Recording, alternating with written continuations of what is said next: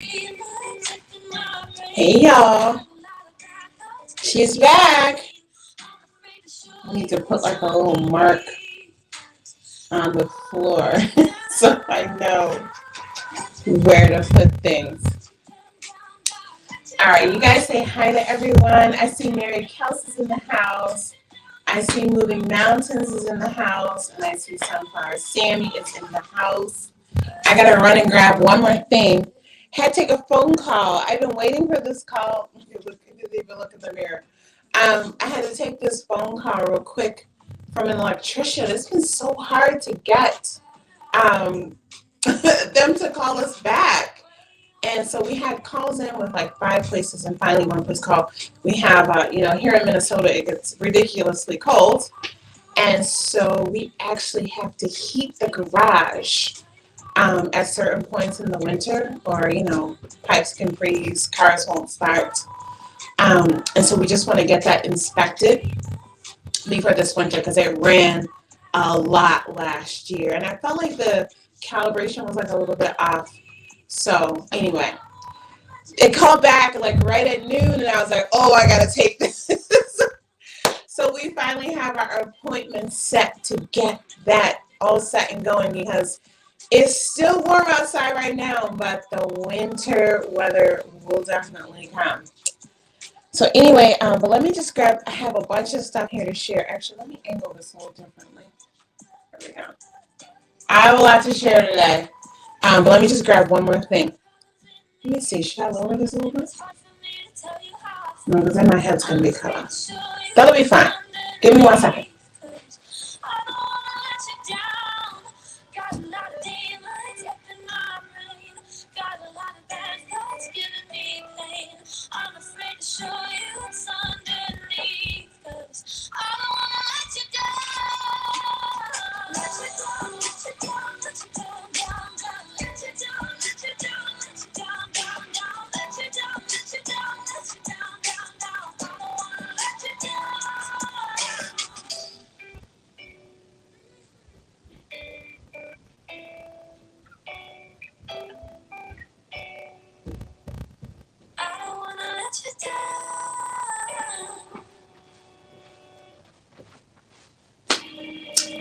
All right.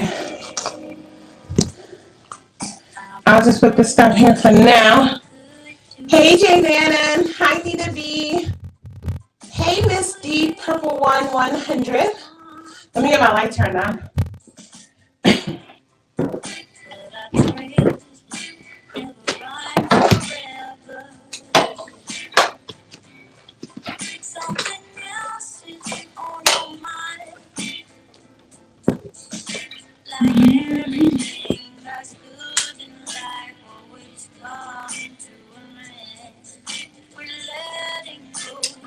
All right, so I had to get on a little earlier today because I do my workout at 2.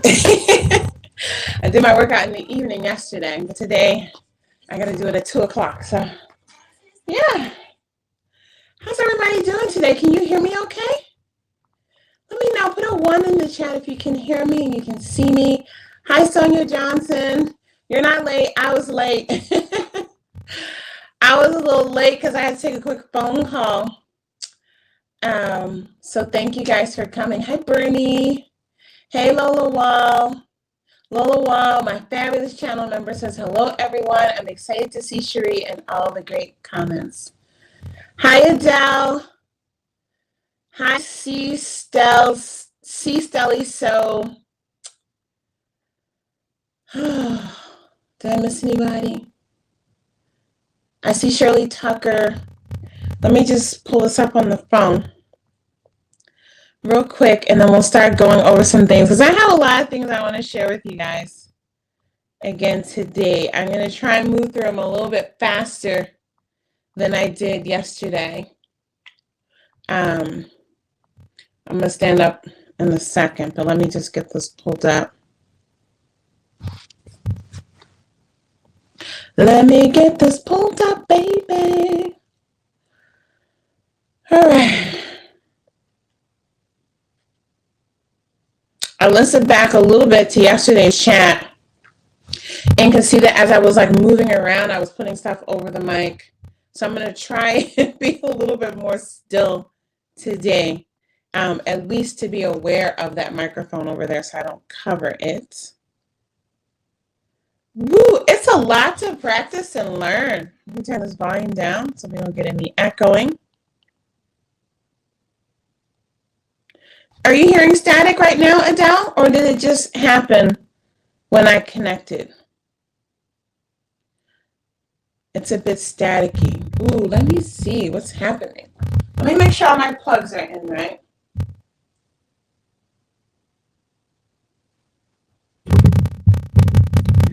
Got that on.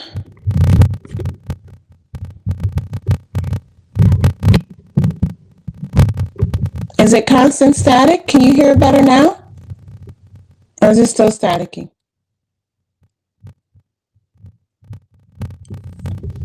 I wonder what's happening.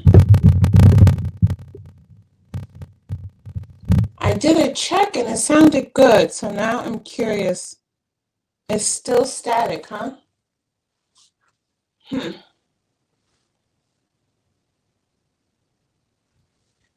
me turn this off and then turn it back on.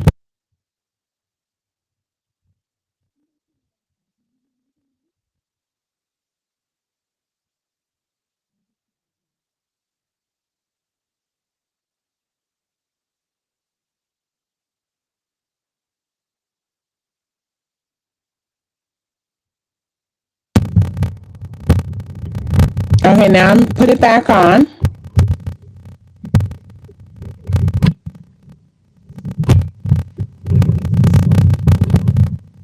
Okay, yeah, I had turned it off and now I've turned it back on.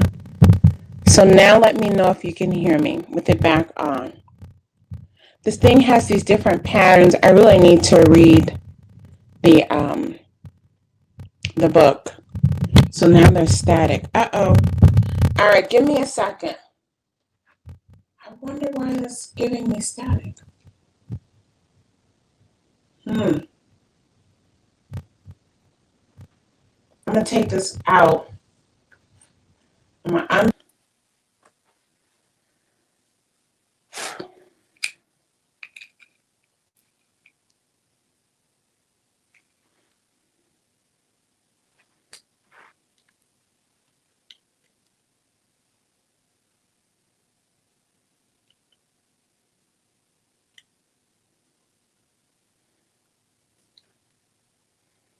I might have to get my little clipper. It worked great yesterday. I'm telling you, technology. Oh, now J-Man is saying it's sounding better. I wonder if some people are at a delay with responding and I'm reacting too soon.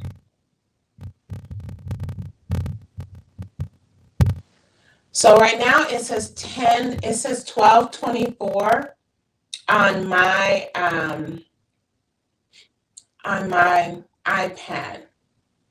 And I turned it off, I turned it back on, I unplugged it, I replugged it in. So let me know now if you can hear it. Because Jay Manon says it sounds better. Oh no, now she says it's more staticky.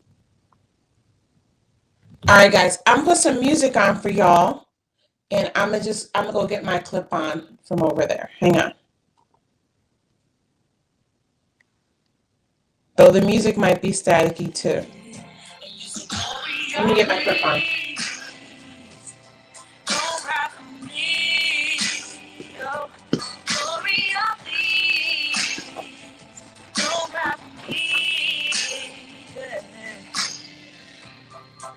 I can hurt you like you hurt me too.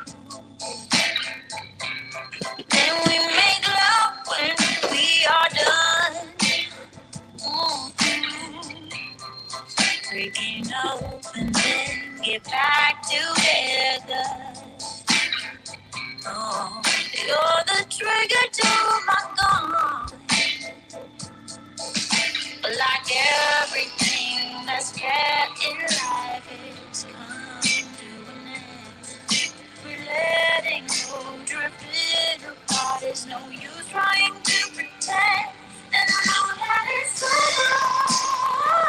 Get the look on your face. It's so hard to explain, but the worst is the pain when you breathe out my name. Gloria, please. Don't rap on me. Gloria, please. Oh, Gloria, please. Why do everything that's good in life always come to an end? Letting go, drifting apart. There's no use trying to pretend that it's over. Gotta look on your face. But the worst is the pain when you breathe down my name. You say Gloria, please. Don't cry for me. All right, guys. So let's try a couple things. Sorry about that. First, I'm gonna try to just unplug the mic. Let me know with no mic at all in there if you can hear me. And otherwise, I will try to suit up this microphone. So let me know. It's 12:28 Central Time, my time. Let me know if you can hear me without the microphone in at all.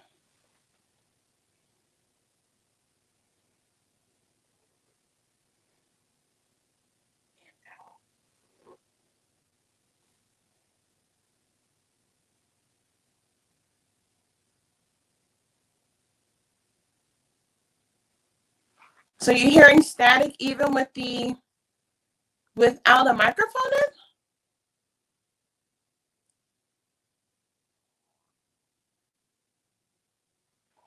in? Where's the static coming from? I don't have anything on. Huh. That must be it. This must be like a StreamYard thing because I don't even have a microphone plugged in right now. So I'm gonna turn.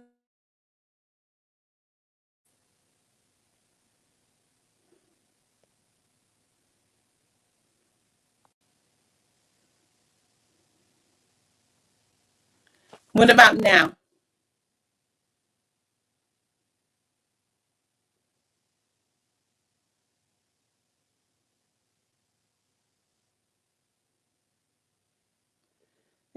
I might have to stop this and, oh, that is so weird. I might have to stop this and start again.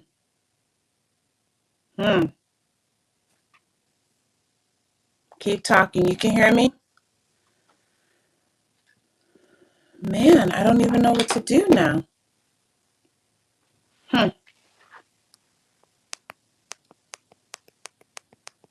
I don't know why there would be static. Hang on, I'm going to mute this for a second.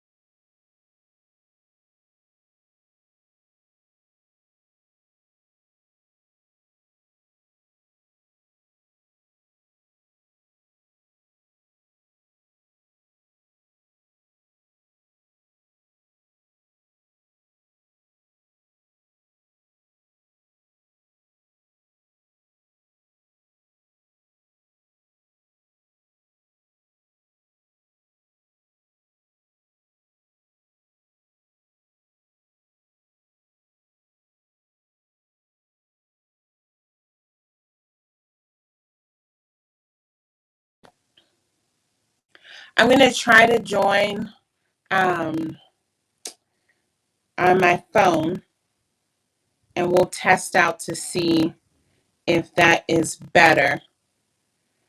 because I don't, otherwise I'm going to have to end it and come back in. Yeah, I listened on the phone and I can hear the double voice too. And that usually happens when you have like another device on YouTube, but I don't have anything else. I don't have anything else on. So I'm not sure. So I have that off. The microphone is not on. I have that. I'm going to mute this.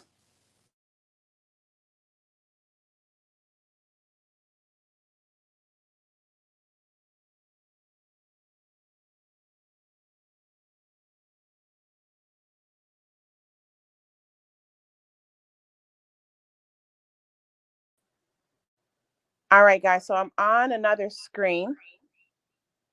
Let me know what that sounds like.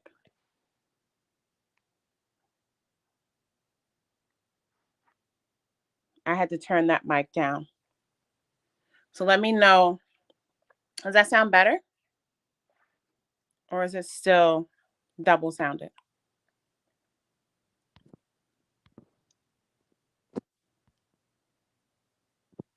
Okay, so maybe it's something weird with my iPad. Maybe it's something weird with the way that I entered. So I gotta figure out. Okay, I think I know what I need to do. Give me 1 second. Or I think for a second. I think I need to. How do I leave this without ending? Oh, I think I'll close the browser. Hang on. Hang on.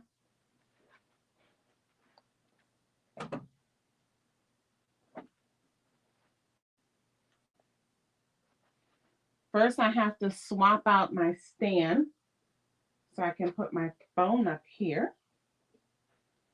Y'all.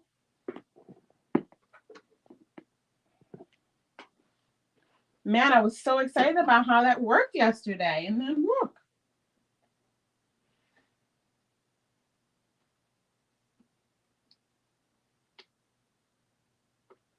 And I don't want to give up because I have some good stuff that I want to share with you guys today. Hang on. So we're going to make this work. Okay, you can still hear me good, right? Because now what I'm going to do, I'm going to close this and see if I go. Yeah, okay. Okay, so now I think I went away. I should only be on one screen. I'm on my phone now. All right. The iPad failed me. It failed me. I don't know why. I did exactly the same thing as I did yesterday. But maybe, I don't know. Hang on, guys.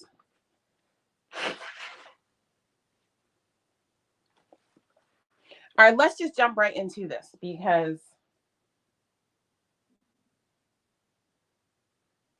I really got to keep my workout. I got to keep my workout at 2.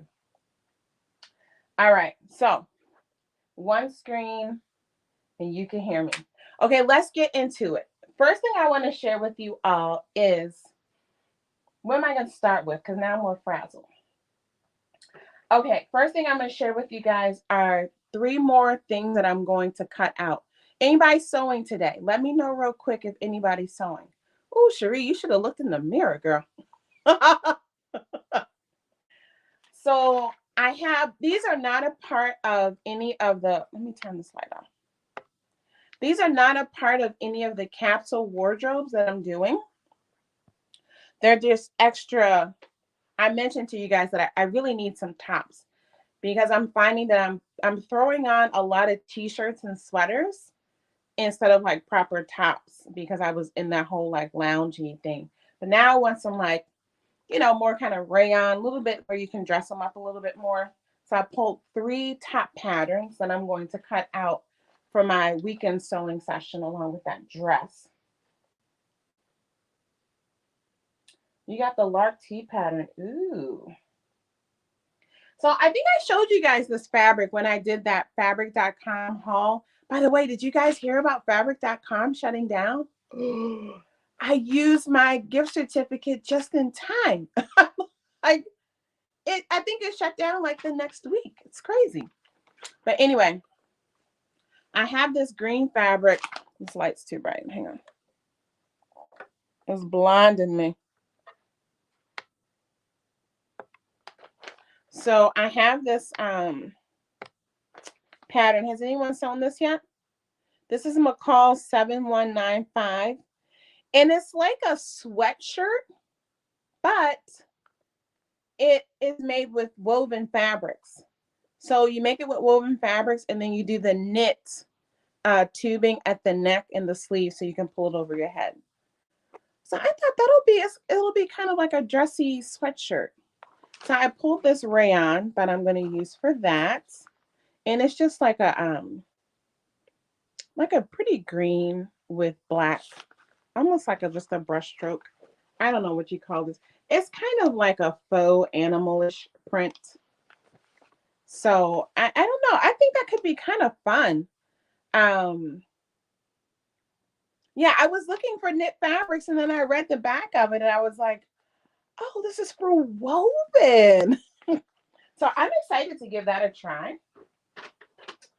And then you guys know I sewed this one already. I showed you guys this back in what? September. And I made it in that purple butterfly print. This is McCall's 82. Gosh, this light. Hang on. I need to just sit and set up like a proper studio setting. I feel like the lighting is completely different today. Jeez. And it's bothering me. But this is McCall's 8256. And I made that short sleeve one. And then I'm going to make the long sleeve one down here. And I pulled this fabric here. This is also from that fabric.com order, but I don't think I didn't show you guys everything. I didn't show you this one. So this is like a navy blue with a tealy green kind of polka dot. So I wear navy blue slacks a lot, so I thought that would be a good print to, make that top in. This is so super easy. Again, it's also like a pull over the head top. I want to make all 4 versions at some point. So that'll be my fall one. So I'm going to cut that out. And I think it took me like an hour to make that first one that I made. It goes so fast. And then the final top, I've had this pattern for a minute. And I had it in a pile, I think, to sew last fall, and I never did. So I've been pulling out, I was going through this pile of woven top patterns, and this was in that pile. This is Butterick 6711. And I'm going to make view B, the red one. And again, this is a pull over the head top, but I think that's really pretty. I love the sleeves and the neckline. And I'm going to use this fabric for that. I think that'll be really pretty. So I only got 2 yards of this, so not enough to like make a fall dress.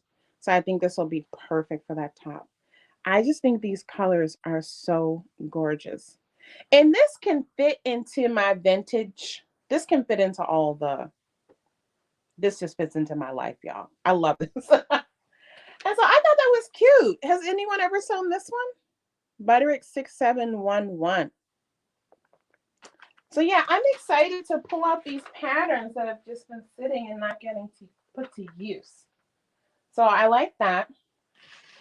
And again, all those fabrics were from fabric.com, which is now all their fabrics are being sewn on Amazon only. And I just went over and clicked on it to see like what the deal was. And most of what I saw, they're selling like large quantities. I didn't really like search. I just clicked on a couple things and it was like you had to, they were selling like 7 yards, 15 yards, but I didn't, I didn't need anything, so I was just curious. So let us know in the chat if you've gone over and bought anything from the Amazon site yet. I'm kind of bummed. I mean, fabric.com is like a classic. And I was a little bit worried when I found out that they had like sold to Amazon, right? And I feel like that's when their prices started like fluctuating. You go on one day and a fabric would be $9.59, and you go the next day and it'd be like $22. It's just like, it's like, what is this fabric auctioning? It was so weird. And so yeah, kind of sad because they were, that was where I, though them and Move Fabric were typically where I went to get like the rayon challis, the Telio kind of weights. Sometimes at fabric.com when they have the good sales too, but they carried a large selection of that Telio brand, Telio, and they really had a lot of just, I had so many pretty fabrics from them. So that's a bummer. Next thing I realized, I looked back through my list of things that I was supposed to share with you all. Let me just check in with the chat real quick to see what y'all are saying about my tops. Hey, Vicky Smallwood. Yeah, that fabric is so... Are you talking about this one? I mean, the colors. I regret not getting more of this. I don't know what I was thinking. I think this would have made a gorgeous dress for me. I don't know. Maybe I'll go on Amazon and look for it. But again, I'm not supposed to be buying more fabric. But I love that one so much. Let me just say hi. I see a lot of new people came in. I'm going to scroll back real quick. If I miss you, just say something else again. I see Noni Goya Goya's in the house. Hi, Peaches C. Jay Ingerberg Marrero. Hi. Regina's here. I said hi to Shirley Tucker. Nitty T. Hey, Duval City Girl Gardner. Hi. Thanks for coming in today. Did I miss anybody? I said hi to Vicky Smallwood, I think. Yes. She has the Lark Tea pattern. I have that sitting out there. I haven't sewn it yet. That's like one of those patterns that's like, everybody loves that pattern, right? So I bought it during a pattern sale, but I haven't bought it yet. Moving Mountain says she's trying to decide what to sew next. Are you sewing something for yourself? Gifts? What's your plan? Duval's asking if anyone did the butter excel. Not me. I haven't been to Joann's. I don't need any more patterns. But the next thing I'll talk about, you'll see, I have to go to Joann's soon. And I'm actually hoping that they don't have a sale, so I could just go in and get this thing that I need and come back out. Yeah. Hey, Debbie. Hey, Debbie Govan. Debbie says, hi, everyone. Late but here. Girl, we just getting started. Sheree had some hiccups today. I don't even know why, but they were there. Hi, Regina L. Hi, Regina McDonald. All right, so tops are super cute. The one thing that I on my list, I have this list, and I'm like, oh my gosh, I have these things that I need to get through. Today, I'm gonna share with you guys. Finally, I promised to tell you the 5 patterns that I decided to select as my free PDFs from this latest issue of Fiber Move. I actually put them on a flash drive already and sent them in to get printed, because I'm finding that if I don't get them printed just as large sheets, it's not likely that I'm going to sew them. So I put a bunch of the Fiber Move patterns and some other PDF patterns. I just put them on a flash drive and drop them off to get printed so I can actually sew them.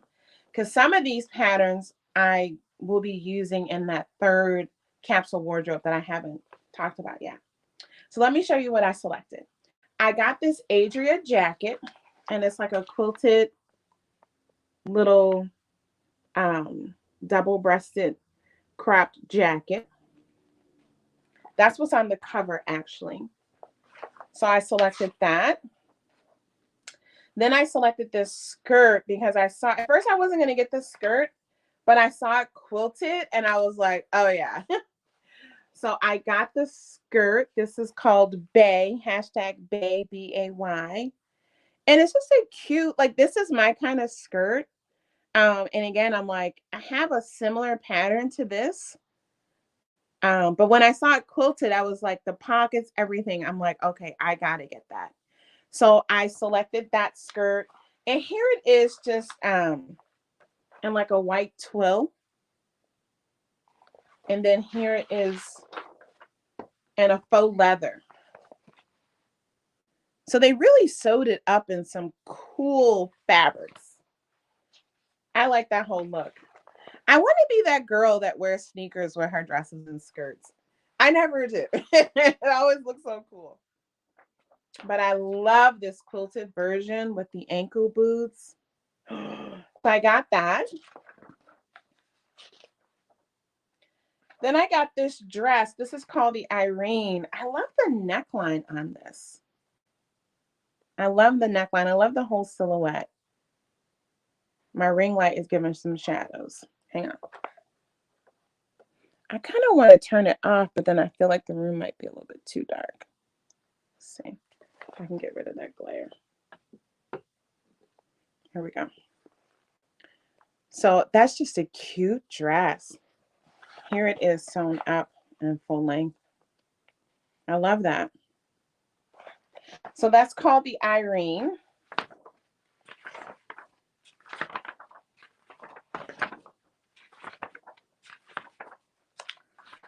Then I got this because I don't know. I don't know so much for winter and fall here. I think again, just because it was quilted, it's kind of a poncho. I feel like this was something that will serve me well in spring. Like even just going in the garden in springtime. So I got that. This is called the Harlem. And then my fifth one I got is this dress here. It's actually, they showed it cropped off as a top. Let me show you the line drawing first, and then I'll go back to the full picture. So it's called the Josephine. And it's just a pull over the head. But you guys know I love a gathered sleeve like that. And then here it is where they cut it off to be a top. And then let me get a good picture of the dress. Here it is with the dress with the long cardigan. And I would style it just like that. I really like that. So those are the 5 patterns that I chose from this month's Style Arc. They're getting printed. And so I hope to incorporate them into this fall winter finally. I've sewn 2 tops. I need to share those with you guys because they didn't have a lot of pages to print together. But these dresses, you know, you're printing out like 66 pages and taping it all together. And it's like, I'm not doing all that. So I sent them in. I'm going to pay the few bucks and get them printed. So let me know, have you guys sewn with Fiber Mood yet? Who's sewn with Fiber Mood? Let me know. Let me know.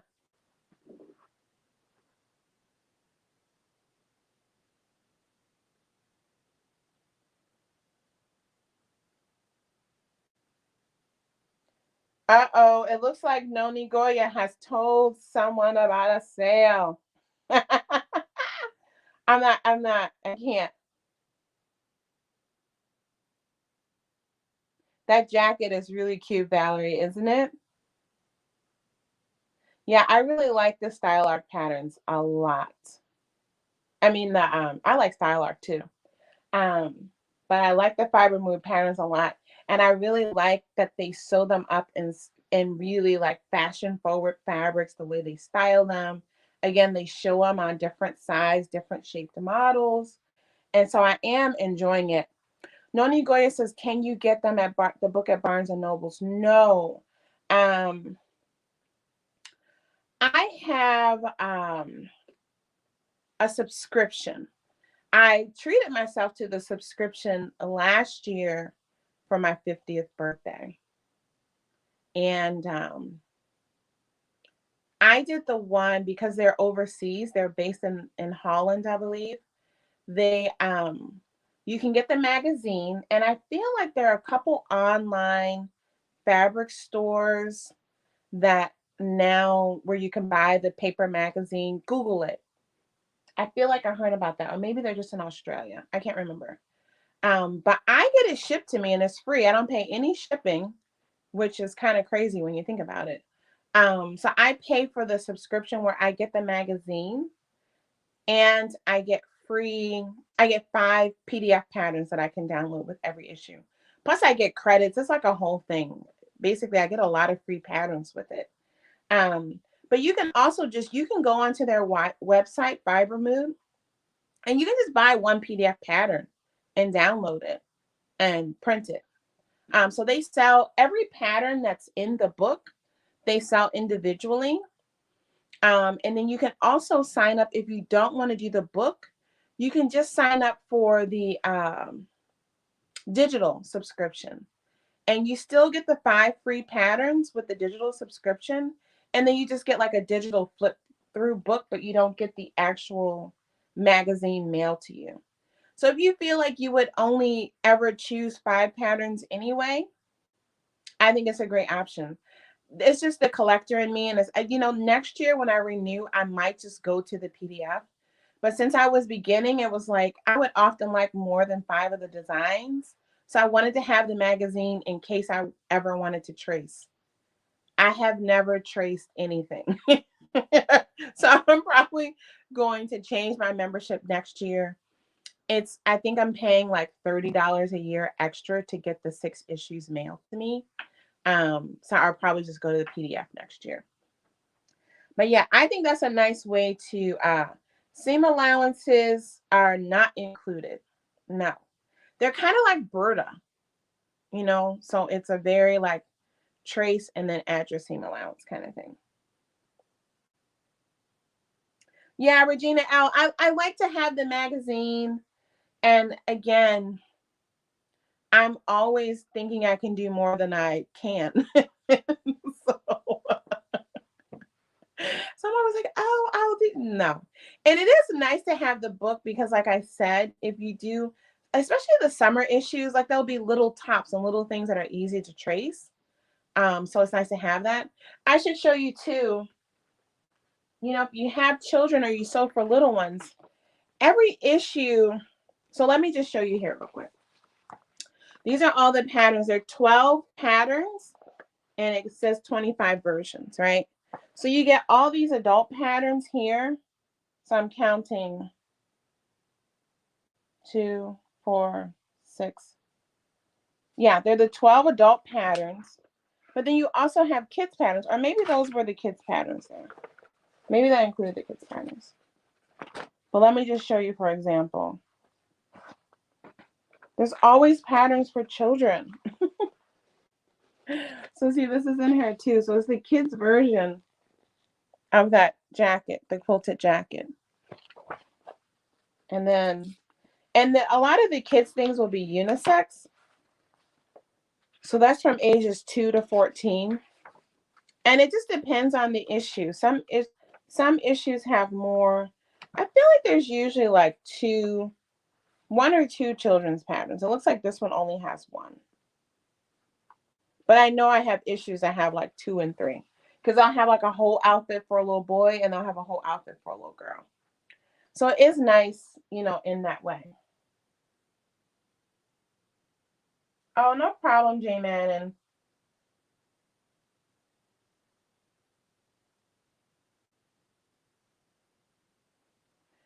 hey, Patricia's saying she thinks that you have to order the Know Me patterns just from the online website. Yeah, I think melanatedfabric.com, Mimi G and Brittany J. Jones's fabric store. I feel like they're probably selling the patterns too. So you could check there also.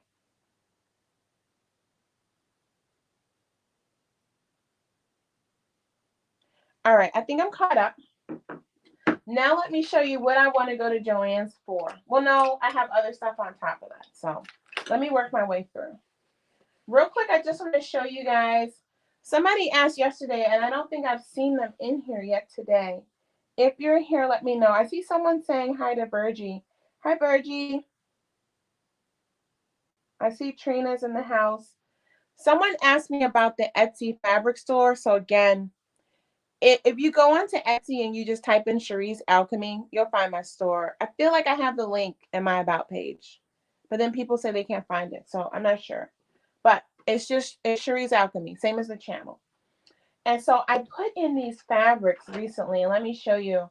They're all on the site, but I actually made some things for the handmade store that I'm going to be opening next week. And let me show you guys some of these fun fabrics. These are like leftover bits and bobblies from some aprons and things that I made. And so I think I'm just going to go and just like piece all these odd bits and ends together to make a quilt. This is Tula Pink's, is that upside down? Yeah, it's upside down. That's Tula Pink's Holiday Homies collection. Look at the animals. Oh my God, it's so, this is such a fun collection. So it has the animal print in a couple colors. Then it has this like wood grain print in fun colors with like snowflakes in the wood grain. Just a bunch of prints.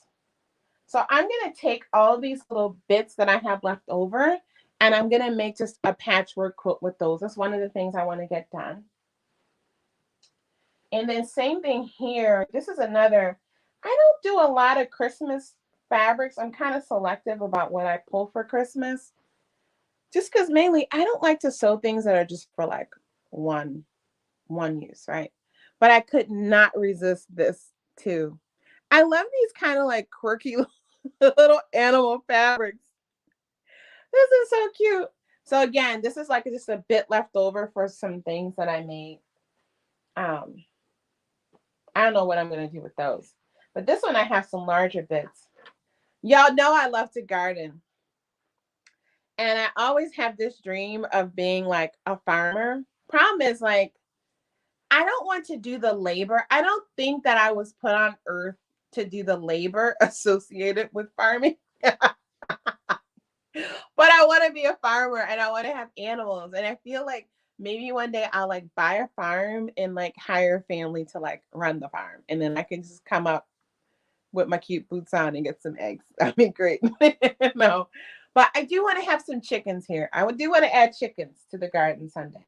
I live in a suburban neighborhood. I obviously can't have cows and all those things. So I'm teasing. But look at how cute this animal collection is that I put into the store. So look at this. This is flowers, but look at the cow. Can you see the cow in there? Oh my gosh, this is so cute. And then this one here, well, I'll save that one for last. This one here, it has a rooster. Look at the rooster. Look at the rooster in there with the flowers. And then this is just a beautiful floral that mixes in with that. And then I'll save that one for last. This one here is like the little animal cameos. Look at these. Look at the llama and the pig. Oh my gosh.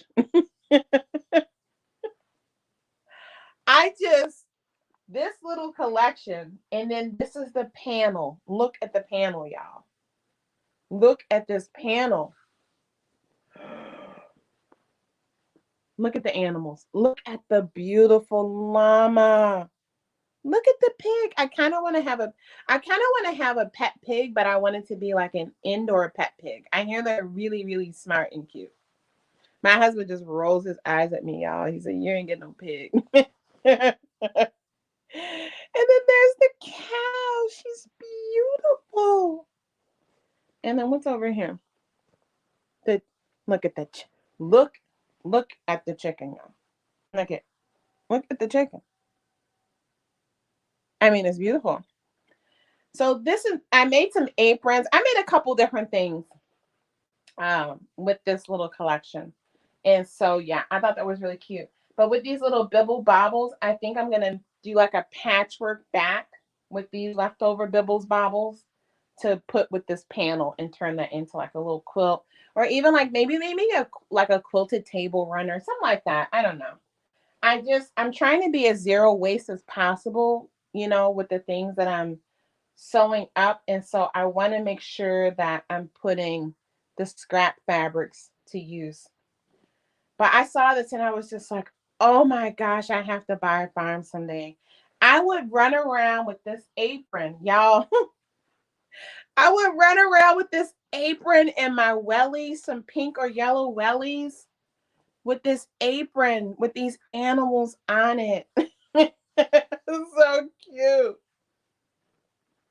Oh, I think I cut this one. Yeah, I already cut that one up. So anyway, I had to show that to you guys. So that's just, I already told you guys. I have the Etsy stores, soon coming website. I'm not going to be talking about it a ton because I feel like I'm here to like hang out and be friends with y'all. I'll let y'all know here and there, but I don't want to bombard you with like stuff. I really want to talk about what I'm making. So that's those. Well, I'm gonna have to clean up after this live, y'all. I'm gonna have to clean up. Did I see Anne Marie? Anne Marie, hey. Hey, Anne Marie's workshop. Great to see you. Oh my goodness. Did I miss anybody else? Sunflower Sammy says chickens are super fun. Yes, you get that. Eggs are like my favorite protein source. I've been wanting chickens for so long. I might bite the bullet next year. Maybe I feel like I want to really make sure that they're set up right. I have some garden additions that I'm planning to do next year. I feel like I want to and part of it requires like rearranging.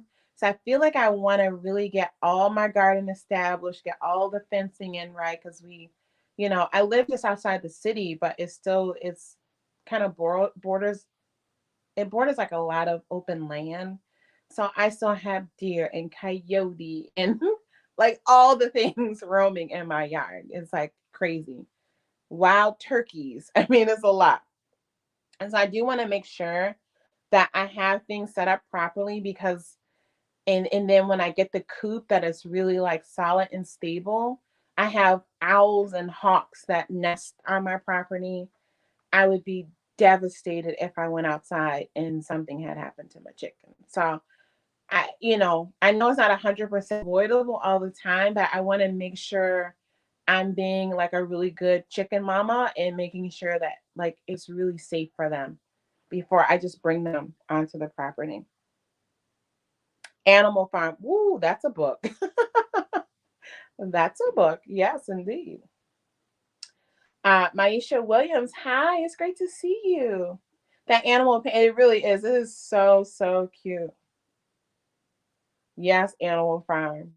We read some great books in high school and middle school. We read some great literature back in the day. Jay Manning says, my grandmother had a small farm in Puerto Rico when I was a kid. During the summers, it was my job to feed the pigs. I miss all the farm smells. Oh my gosh. I think pigs are so cute. I don't want to raise them to eat them. I just want a pet. So yeah. Yeah, you do. You got to keep them safe because I don't know. I would just feel irresponsible if I just ran out and got chickens, but and just set something up kind of haphazardly. And then, the predators out there are like, oh, thanks for the dinner. My heart would break. So, because yeah, I don't want them for meat birds. I want them for eggs and kind of to be my pet friends. So that's that. Today I want to talk a little bit about thread. Let me know in the chat. I've seen this thread on Instagram a lot. It's the Metler silk finish cotton. I've never sewn with it. I'm a Gutermann girl, and then I have some different kinds of embroidery threads and stuff like that from Sulky. But I've never used the thread from this brand. And this was like a little combo pack, and it was oddly inexpensive. And so I was like, is this fake? But it came and it's like the real deal. And the thread seems so gorgeous. So it's 100% cotton, but it has like a silk finish to it. So I just got this little rainbow pack. I'm going to try it out. It says you can use it for sewing, quilting, embroidery, and overlock. I think I'm going to use it for not real embroidery, but some of the decorative stitching that I showed you guys on the machine. Maybe using the alphabet stitch to put names on things and stuff like that. So that's what I got that for. But I was just wondering, has anyone used Metler? Let me know if you're a Metler person. It is going to be new to me. Metler is good. Yeah, see, I'm a Gutermann girl too. But I was curious about that silk finish, wondering if it would give the decorative stitching like a little bit more of a pop to make it look a little bit more like embroidery. So I'm going to test it out. I'm going to test it out and I'll let you guys know what I think about it. But the thing that I mentioned about Joann's is, so I'm working on finishing up this quilt. I told you guys I'm trying to get my quilt tops finished. And let me show y'all. I brought so much stuff down here into the sewing room. Next time I have to do just like a straight gardening update and do it upstairs where my gardening stuff is. But look at this quilt, guys. So this is so easy. This is such an easy. This is like a class I used to do a lot for beginner quilters in my store.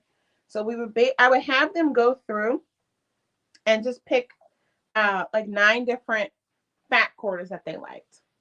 And then we would just piece them together randomly into quilts. So that's what this is. So it makes, like a toddler size lap quilt. And on the back, I use the chevron fabric. But what I'm doing, since it has variations of like the purples and the pastels and all that in there, I didn't want to use a thread that was like just purple or whatever when I did the quilting, because then I feel like that would like stick out too much when you got to the other ones. And so I always get them at Joann's. And Gutermann has some as well. And I think that's the one that I used for this one. I ran out. And I need to go to Joann's because this was the purple one. But look at all these. These are those variegated threads. Have any of you ever sewn with these? I love them. I even just use them just for regular top stitching. But I love them for quilting. And so this is one of the Gutermann ones.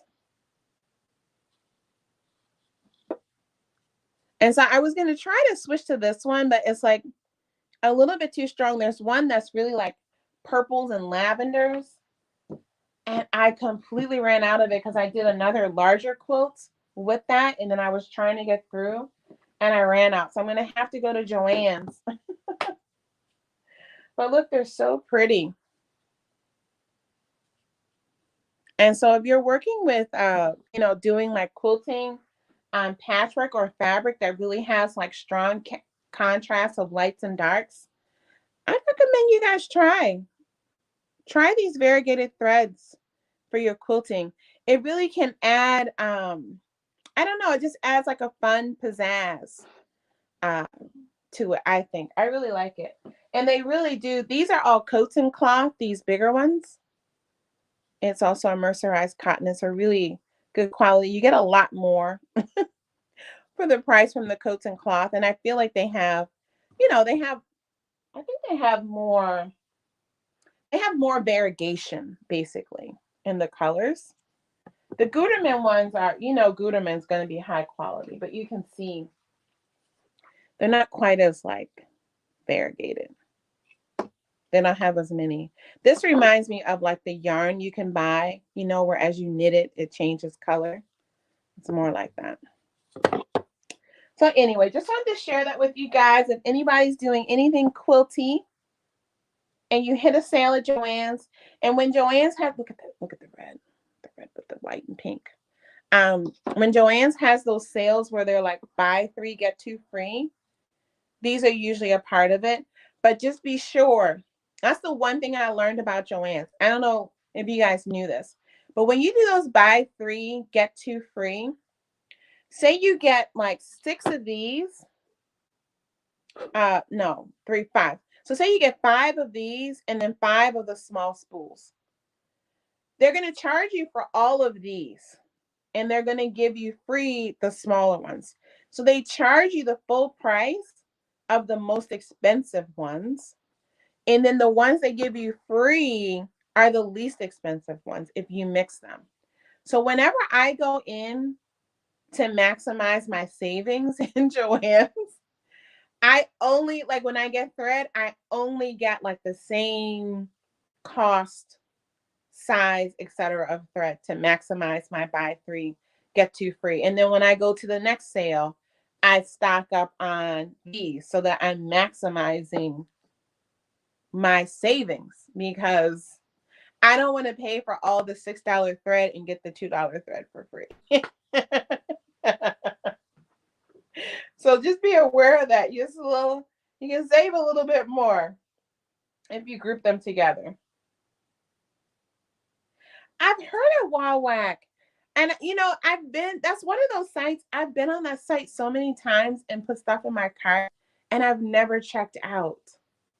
I went there because I was looking for like horsehair. I was looking for the stuff that, like to put into hat brims. And I was looking for the stuff to make my own shoulder pads. Because I have some jackets, some retro jacket patterns that you need to put a little bit of a shoulder pad. I do because I have kind of like rounded shoulders anyway. And again, because of my hip proportion, I like to add a little bit to my shoulders to kind of balance out. It kind of takes me from being a pear back into being like the hourglass that I used to be. And so I do like with my jackets to put a little bit of shoulder patterning, but I need to make them myself. And they have that stuff there where you can like buy it in bulk and then kind of trim it down. So I'm gonna go ahead and do my order. But yeah, I saw they had some great prices on a lot of stuff. I also saw a girl, Erica Bunker, I think, on Instagram shared this iron that she has. And she like attaches to the wall and it has like a little steam basket, and that was on there also. I think that's why I initially went to the site. But yeah, I'm gonna have to give them a try with an order. So it's cheaper. Yeah, I'm gonna check them out. I really do. I only buy thread at Joann's when they have that sale, and then and I stock up. But the problem is that I don't pay attention to when I'm running out of certain colors. And so yeah, I'm gonna go into the store. I'm gonna buy that one spool of thread, and I'm gonna leave. Unless it's buy 3 get 2 free, then I'll get the 5 threads. But I'm gonna leave. I'm gonna do it. But I gotta get this finished. This is one of my favorite prints in this butterfly. But yeah. But I'm slowly working through my quilts. I'll share them with you guys. I'll share some, the ones that I got finished and tagged. I'll share with you before I list them.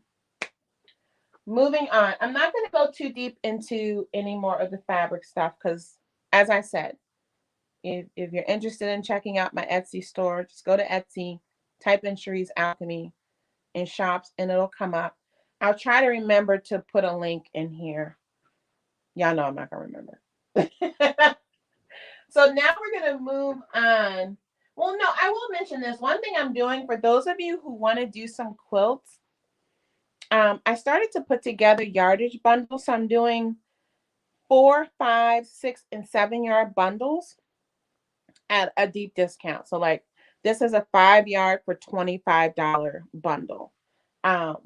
And so I'm kind of pre-mixing them. They're kind of random.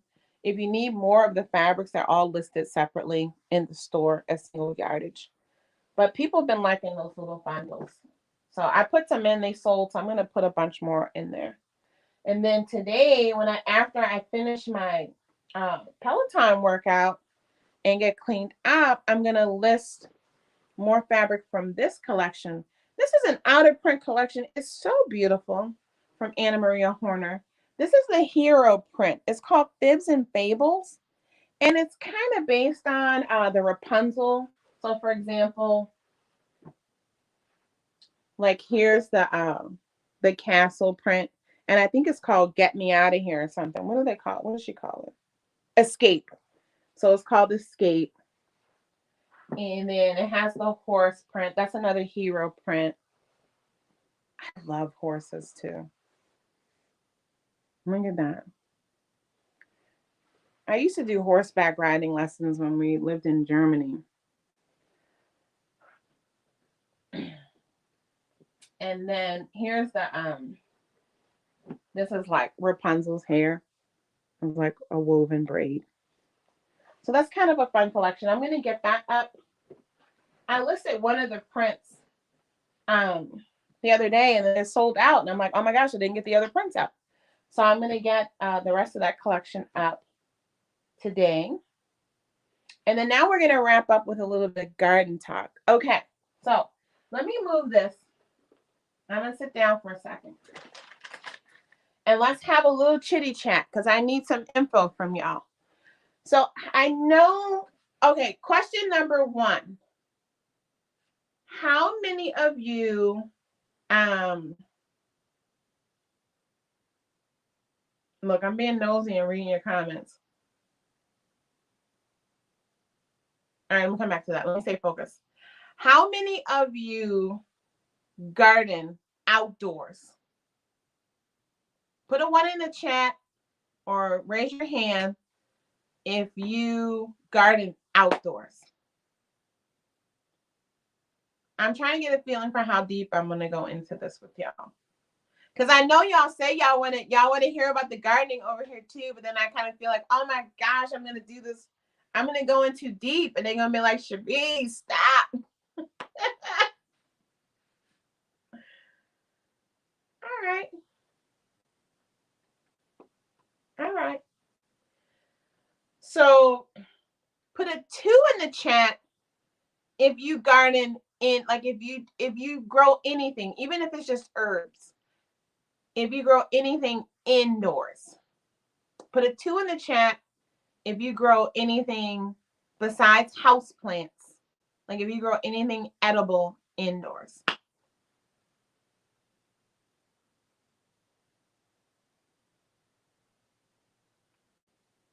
All right, there's some indoor gardeners. All right.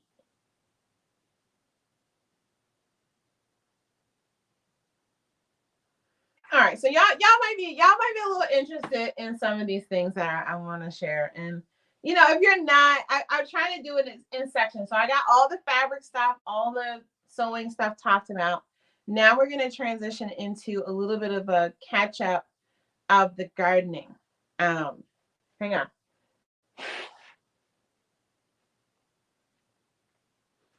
These are not allergies, y'all. I'm going to tell y'all. I started drinking this tea because as I'm cycling and, that'll be a talk. Maybe we'll talk a little bit about that tomorrow. But y'all know my 51st birthday is around the corner. And I'm like, I told my husband, I'm like, I probably won't become a grandma until I'm like 60, just based on the age of my kids. And, they plan on going to graduate school. Now they're probably going to be like me. And I was 29 turning 30 and my husband was 35 turning 36 when we had our first kid. So I'm like, we're going to be old. So it was like, I gotta keep things together because I have a lot of things that I want to do with my grandchildren. So I'm doing some things. And so, and just in general, because I'm just out more, I've started back. I have some teas that I blend that I typically take throughout the winter time just to keep my immune system up. And so a part of the side effect of those, even if I'm not sick when I first start taking them, because they're kind of mucus clearing and kind of cleansing. And so then I'm just have some like constant drainage, which is good. I'm not sick, but it's like some stuff in my body that needs to move out is moving out. And, this is how your body takes care of some of those things. So pardon my tissue. And it might be TMI, but we're gonna talk some more tomorrow because I know that most of the people watching are in my age demographic and women, and so I'm gonna talk to y'all about some things, okay? But anyway, we'll talk a little bit about gardening. Just still on that fitness note, I'm gonna show y'all these are my two. I have a sweet tooth, but I don't tolerate gluten. And so I can't snack on like cookies and things like that unless I bake it myself. And I have to use my almond flour and all those things. And I'm just not, it's almost still too, I'm like that with knitting. Knitting and baking, I really only like to do when it's cold outside. And it's still been warm, but my kind of like sweet, crunchy cravings have started. So let me show you guys my two favorite things that I've been freeze drying that I've been snacking on. These figs. I mean, so I got a bunch of figs this summer when they were in season. And I hope you can hear this crunch. You hear how crunchy that is? So these are freeze dried. Um, did I freeze these first? Some of the batches, because I got in so many figs, I just chopped them real quick and froze them. And then I've just been freeze drying them as they go through cycles. I think these were fresh to freeze dried ones. I can't remember. I won't eat them on screen. But this satisfies that like my desire to have like a cookie, because it's sweet and crunchy. This has been saving me because every once in a while I would just cheat and then I would just be like out of commission for like 3 days as my body tries to process this gluten in my system. And then the other one, freeze dried bananas. Oh my gosh. I originally made these because I'm like, I'll blend them into my smoothies. I wasn't, because you can see how thick I made these. I wasn't planning on keeping these as chips, but they're so good. I did extra batches just to have as snacks. So I've been keeping these down here when I want a little sugar too. So I want to show that to you guys and say to you guys, especially like, as I got all kinds of stuff on me from the fabric. As we move into this like second phase of our lives, for some of us it might be gluten, for some of it might be meat, for some of it might be alcohol, dairy. We have to really think about those things that are like irritating to us and inflammatory to us. And I don't want to say eliminate them because that sounds like deprivation. I like to use the mindset of replacing them. And so like I know I can replace them with like the almond baked cookies. I don't like to buy the gluten-free products that you can buy in the store. They don't sit well with me either because I feel like they start to just put even more things in there that my gut doesn't like. And especially because I don't have kids at home anymore. I can only do so much baking because I'll eat the whole dozen. Let's be real. And so I want to encourage all of us to think about the things that are irritating to us that we're eating. That should be, food should be good food, but it might not be good for us. Even if it's a quote unquote healthy food, it might not be good to us. And that was a hard thing for me to find when I first started having inflammatory issues. I'm like, I eat so good. I'm buying all these organic foods. And my doctor was like, yeah, but you're allergic to it. So it doesn't matter if it's a healthy food, your body doesn't like it. And so, yeah. So look for things, think about, I feel like for me, when I'm like getting into like a menopausal kind of wave, that's also where like I start to crave those sweets, right? And these have just been like a lifesaver because I'm not calling my husband real quick and say, stop at the gas station and get me a Reese's peanut butter cup. I can get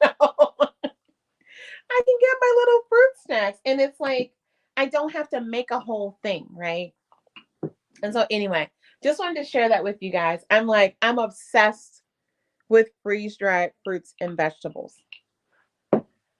So wanted to share that from a gardening standpoint. Where if you guys buy ginger and turmeric and it starts to sprout like mine did, don't throw it away. Plant it in some soil. So these are some. I went through my little ginger and turmeric stash, and I was grating some, peeling some to. I've been freeze drying it, and I pulled out the ones with sprouts, and I'm gonna drop these into some pots with some soil, and I'm just gonna keep them right in my house, mixed in with my house plants, and then I'm gonna move them outside, in May, June when it gets warm and let them keep growing. Ginger and turmeric need almost like 10, 11 months, for me at least, to really grow a lot of. And so I find that having it, and it's almost one of those things, a lot of plants are like that. These rhizomes, they know when they want to grow. And my research showed me that this is actually the time of year where this stuff grows naturally, that it will start to sprout. So it's like it's in its DNA to sprout now.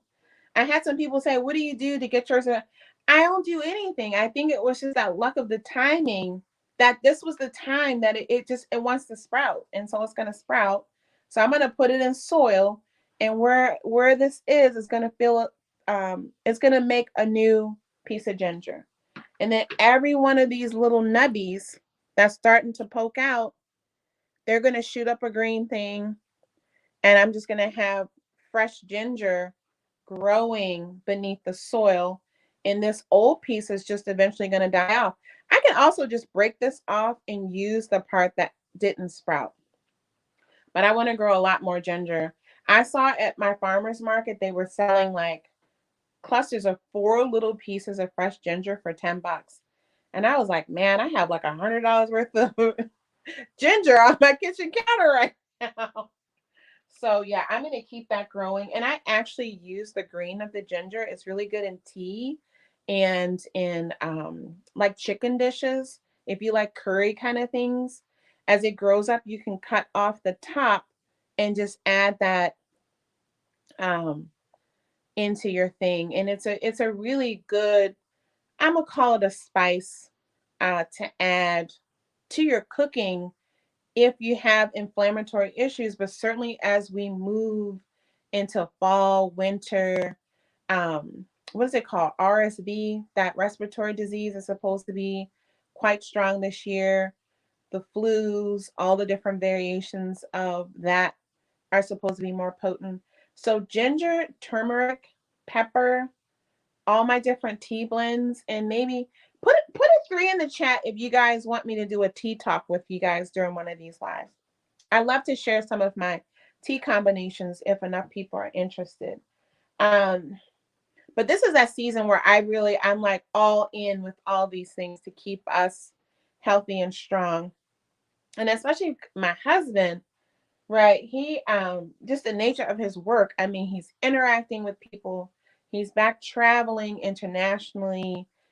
I mean, he's interacting with so many people all the time.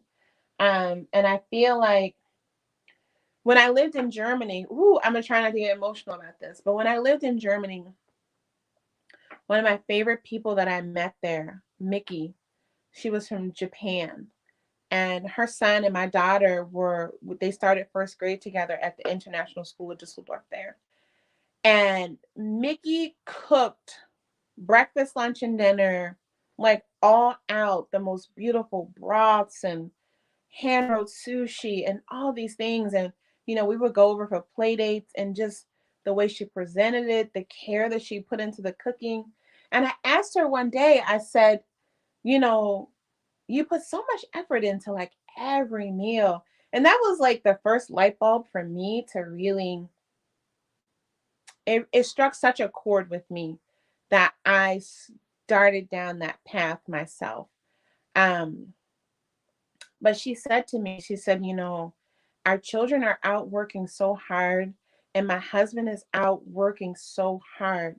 The food that I feed them is what's going to like replenish and nourish not just their bodies, but their spirits. And it just, I never heard anyone like talk about preparing food like that. You know what I mean? It was just like, yeah, you love to cook, but really thinking about the energy and the love that you can put into a meal that you then feed someone, not just for them to get calories, but they're getting that nurture through you in that way. And sadly, my sweet Mickey passed away. Um, but you have people. She was only in my life for like 4 years, but she made such an imprint on me. I'm like a watcher. Like if I feel like you're a sage person, I'm like a watcher, and I learned so much from her about just how to be like graceful with people and graceful in life, but to also how important feeding your family is to like mothering, like your real role of mothering, um and being a wife, right? And I don't say that in like a sexist kind of way. Like that's just my role in my family. If you're a guy and you're the primary person taking care of food, like it's the same thing. Um, but just from my perspective, right? So anyway, she was just a really like special person. But I learned that from her, and that was my first introduction also into like all the like making, like really making a broth, like a real broth. When you're cooking soups and stuff, like the energy, the time that you need to put in to like build those flavors. She was a phenomenal cook. And so anyway, yeah, use those things. Um, yeah, use these things. Don't throw your sprouting ginger and turmeric in the trash. Okay? Don't do it. Get a bag of soil and plant it. And just let it grow next to your house plants. It's just all it is just gonna put up leaves that look like canna leaves. It's just gonna look like another house plant. Okay, let it grow. So anyway, yeah, Mickey was, oh my gosh, what, I met so many wonderful women when I lived in Germany. We were all expats, right? We were all our families had moved to Dusseldorf. For all of us, it was for our husband's job. So we all came from all over the world with our children. Many of us were not working, right? Because we didn't have the work permit. We were not the spouse. So we were in a situation now where like, we had come from our careers and having our own thing to just being like, okay, now we're here. Our husbands are all off working and traveling, and we're here in this foreign country with our children. And so I got really lucky with the children that were in my daughter's grade that year when we moved there, because it was just a wonderful, wonderful bunch of women. And we still connect with them. They're the only people that I really check in with on Facebook, because then that became our way of staying in touch. But anyway, yeah.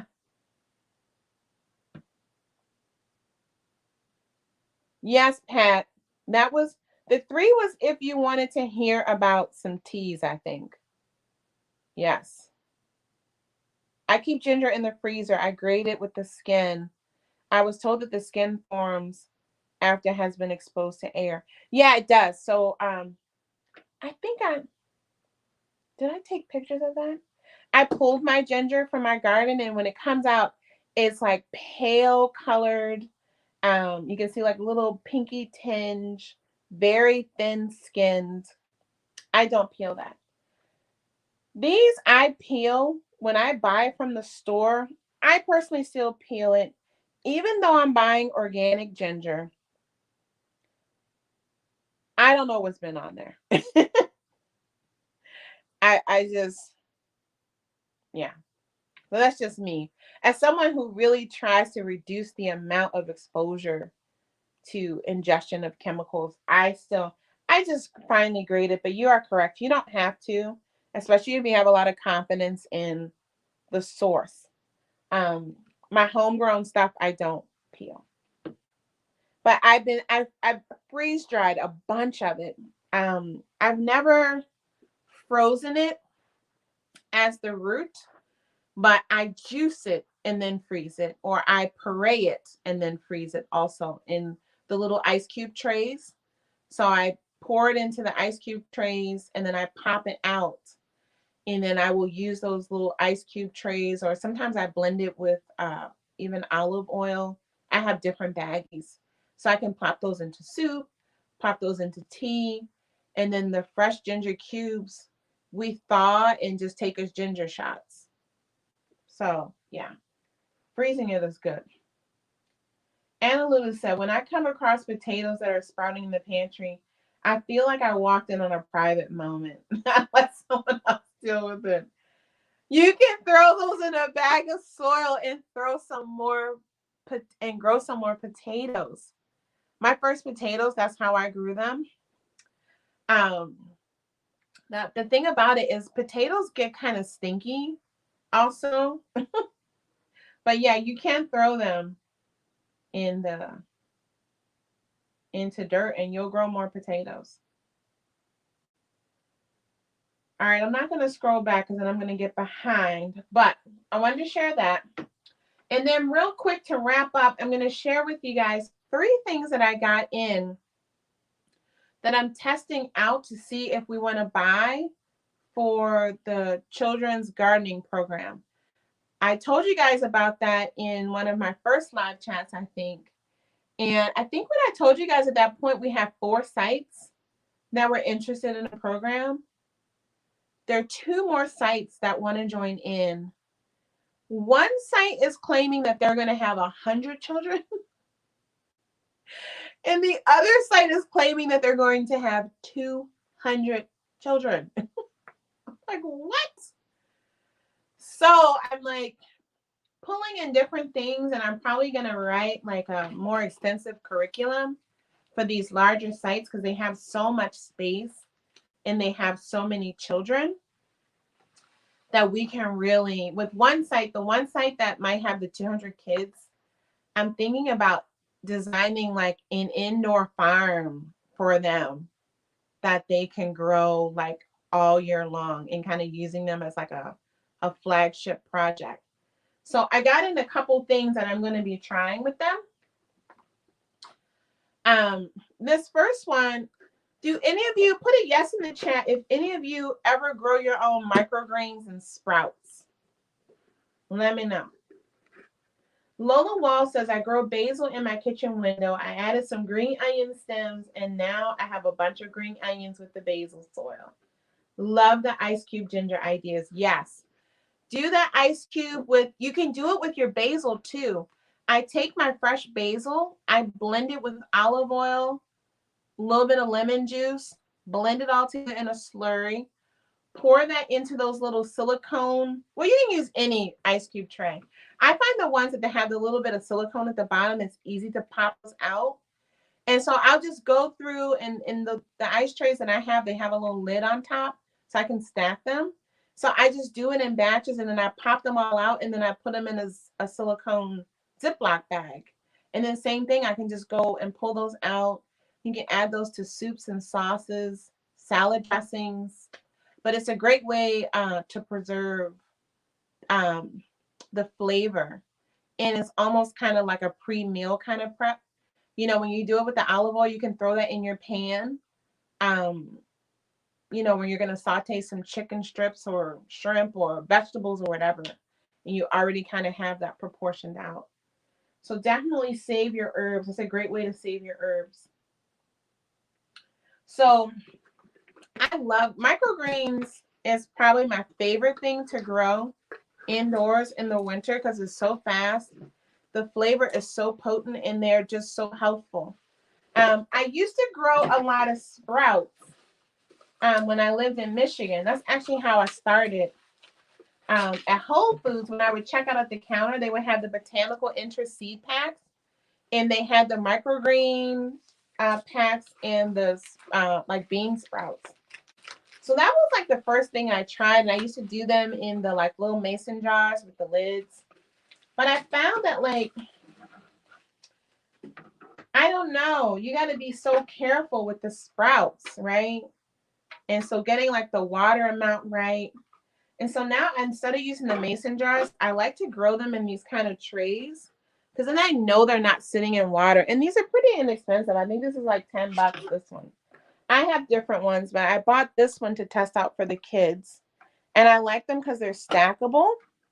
So I'm going to be going through the process of doing the sprouts. Everything that I'm doing, I have to set it up and record it for them and then send the videos off to them. So I have to be kind of ahead of them. They won't get started until January. So I got in a bunch of stuff that I got to try out and record for them. So this is one of the things I got. And I got this on Amazon. Again, I'll try to remember to put my affiliate link in, but y'all know how I am with that. So your best bet is just to write this down or do a screenshot. It's called the Seed Sprouter. And you can look here. So basically you put your seeds in, and then you just pour water from the top, and then the extra water goes to the bottom automatically. So you don't have to worry about, the bacteria and mold that can grow, especially with sprouts. If they're sitting in too, you have to have the water and the temperature right for sprouts to be safe. And it's one thing for me, but with the children, right? I don't want to have them using things that they could inadvertently do it incorrectly and then someone gets sick. So I have to keep that safety part in mind for them. So that's why I'm trying out these kinds of things for them to try. So I do mine at home typically a little bit differently, but I'm excited to give this a try. So I'll show this one more time in case someone missed it. It's called the Seed Sprouter. And it says they'll be ready in 2 to 7 days, and you can grow all year long. So if you want to do wheatgrass, you could do wheatgrass, and you could do microgreens in these too. But these are really good for the bean sprouts, different kinds of bean sprouts.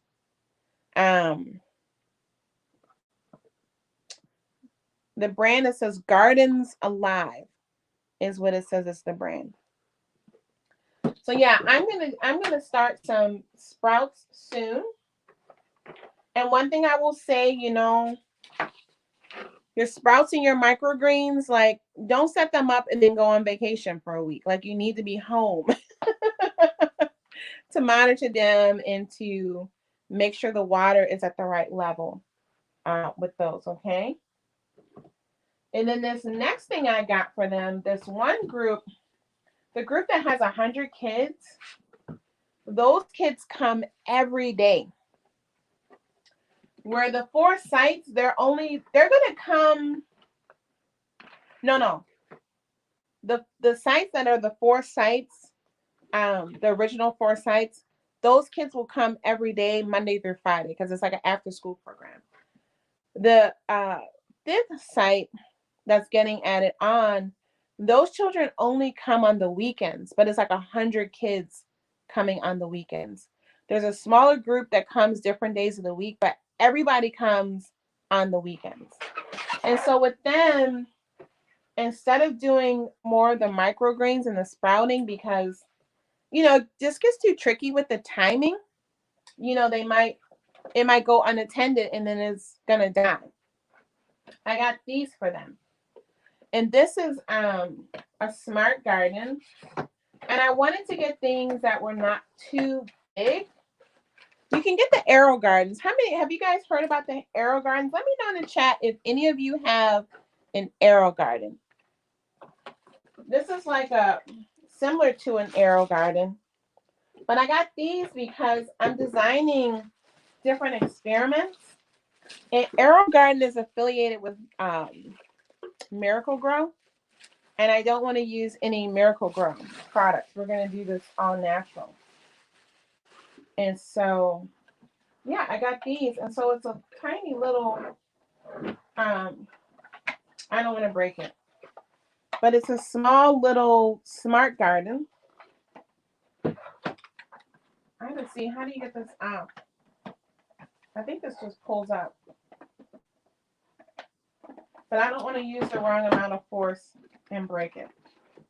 So I need to look at the directions on that. But I'll show you in the box.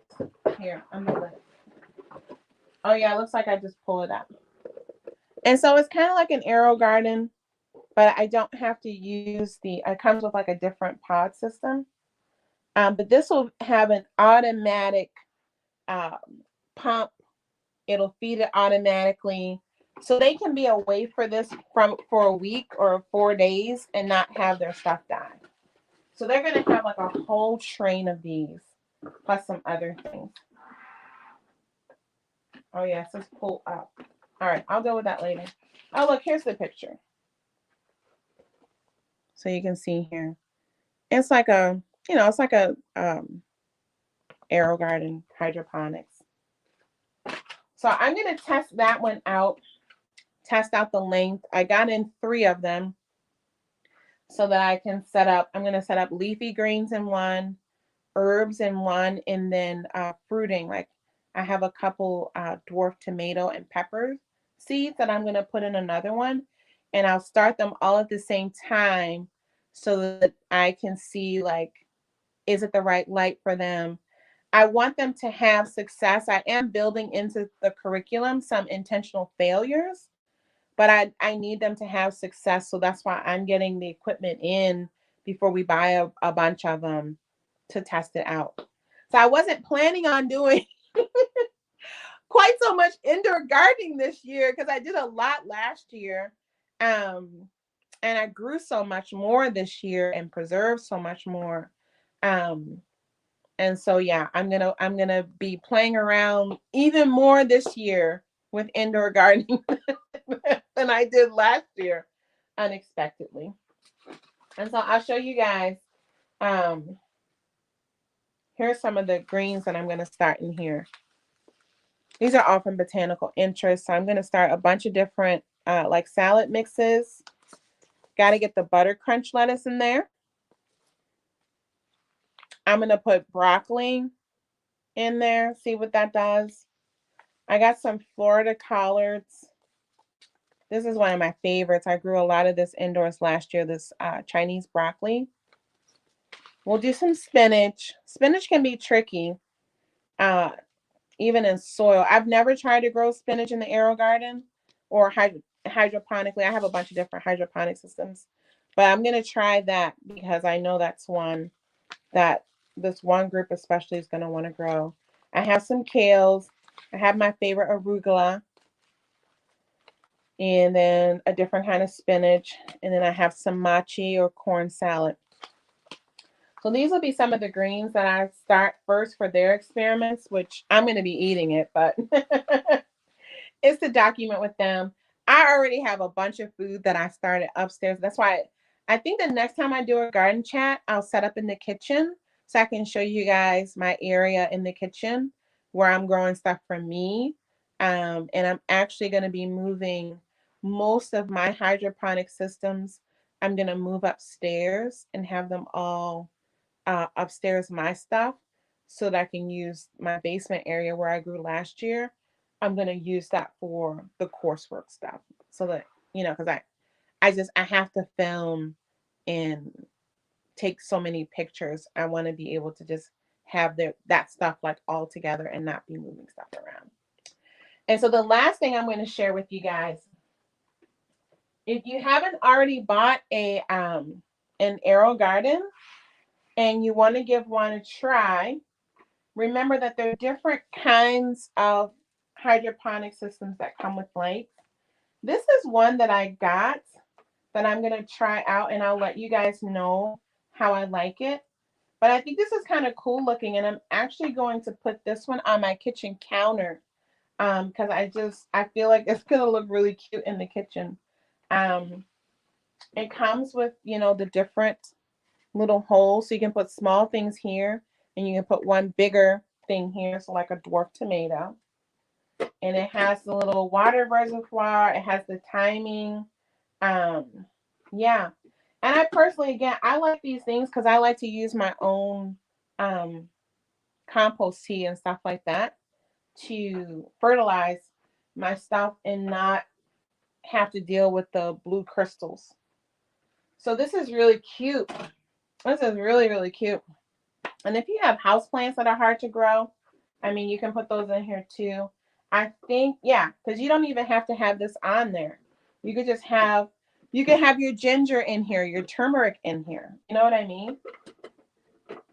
Oh, because I forgot to tell you, this one you can use hydroponically, but you can, like, growing in water is what hydroponics is, but you can also do it with soil. So you can do both. So I got 2 of these, I think. I'm going to do one with water and one with soil. And that'll be like one of the, for one of the sites, that'll be like their little comparison curriculum thing that I'll write up. So yeah. Let me see. It looks like GT is in the house. Hey, GT, we know you the hydroponics king. Yeah, I have 2 Aero Gardens, like the Aero Garden brand, but all my other hydroponics and the ones that I actually prefer are not, um, they are not from the Aero Garden brand. They're just, these little smart gardens. And 2 of my favorite ones, they don't even have a pump. So it's kind of like the cracky hydroponics, but it's in a system anyway. I don't want to go too deep into the gardening. But yeah, so I just wanted to share that with you guys, especially if you're like me and you live in a colder climate and you want to do something really simple, even if you just want to do herbs, right? This thing here, you have, how many pods? How many stations we're on? So this one looks like you have 6 stations. So you could pick 6 herbs. So you could do 3 herbs and some lettuce, right? And just keep this on your kitchen counter. It doesn't look all crazy. Because some of my indoor gardening stuff is like, I can't have that upstairs. It has to be in the basement. And so I feel like these are things that we can incorporate just into like our kitchen decor and not have it be like a weird eyesore. And what's really great about it is it's the automation, right? It's going to let you know when you need to add more water. It's going to turn the lights on and off automatically. And so, yeah, I feel like as an entry into growing indoors, it's a really smart way to go. If you're like me and you prefer the soil growing, but you don't want to buy like the, big lights and stuff, this kind of thing here, where I can still have my stuff growing in soil, I can still have the automatic watering, I can still set the timer for the light and have it all in one piece. I thought that was pretty slick. And that's going to look just great on the kitchen counter. So yeah. Oh, and I had one last thing that I wanted to share. This is something else I'm going to test out because some of the things that I'm going to have them start from seed, they get big pretty quickly. And so I found these. I love these sets that come with the domes. And I have a bunch of them, but I usually put the little soil disc. What I love about this one is designed to hold the solo cups for like small planters in. And so, yeah, I'm going to test these out to see how they work. I want to try to have them, this one site where they don't have a lot of space, I want to use this and I want to see if they can actually just grow their food continuously just in the cups and never have to transplant it into anything. So that's what this is for. And it has the humidity domes. You can turn it. Yeah. So anyway, I don't want to go too deep in this because I know y'all are my sewing people that just happen to do a little bit of gardening. But let me know. Give me some feedback. Was this okay? Was this too much? Obviously, most of my live updates are going to be centered around sewing. But again, as I told you guys, it's like, this is just me. These are all my things. So I don't want to bore you guys. Um, can you put a cup in now? No, I don't have. Well, what do you want me to put a cup in the thing, Bernie? Is that what you're asking? I do have my water cup over there. You want to try growing some herbs? Okay. So maybe what I'll do, yeah, I think maybe next week when I do the garden update, I'll try to set up in the kitchen and I can show you guys all the different things that I have growing already now. I use a lot of different kinds of containers and things to grow indoors, depending on what it is and where I have it. Um, I especially. Oh! I see what you mean, Bernie. Yeah, this is tall. I mean, this is taller than the. It's made for the the red cups. What are they called? The solo cups. So this is pretty tall. In fact, let me tell you how tall, real quick. Where's my ruler? Hang on. Oh, here it is. So I can tell you the height, Bernie. The top of the dome is at 8 inches. Okay. So from the bottom to the top is 8 inches. And then let me get my water cup. Well, it doesn't have water in it. It has beet juice in it, but let me get my beet juice cup. So see that's in there? And see you have plenty of room. You see that? So what I'm thinking is that they can set up their solo cups, put the little holes in the bottom. And then I want to test to have them see, like, can they grow a carrot in here? Can they do greens? Like, just do different things in here to see what they can grow without having to transplant it. Because then once it gets to a certain height, once it's germinated, they can just take this dome off. So if the greens are getting taller and stuff, it doesn't matter. They just need this in the beginning for the germination. So I thought that would be kind of cool, and it's very stable. Because remember, these are kids. This one site is a church. And so they don't really have like a separate space where they're going to be doing the program. They're basically going to be using like it's where they set up for different activities. I think you know how it is, church basements. That's where we eat. The tables come out on Sunday and the food is served. So I think they're just using like a little corner there. And so we're going to have some shelves for them and some tables. And so they're going to be taking the things. The shelves will have the lights in there, but they'll need to be taking these trays to the tables to like do their recording, setting it up. And so, with the seed pods, those little trays are, they're short for their hands. And I mean, this is like really thick. So it's very, very stable. So yeah, I was happy to find that. And I think it came in a set of 6 or something like that. So yeah, I have a lot to play with and to learn from. All this new stuff. It's always fun when you teach, you learn, right? And so it's gonna be really fun. I think this is so cute. This is so tiny and cute. And like I said, I mean, I feel like this was like $40. So really, the arrow gardens are usually around 100. I think you do get a few more pods in that. But again, if you're just starting out and trying to experiment with things, oh, it's 2:00. I did my workout, y'all.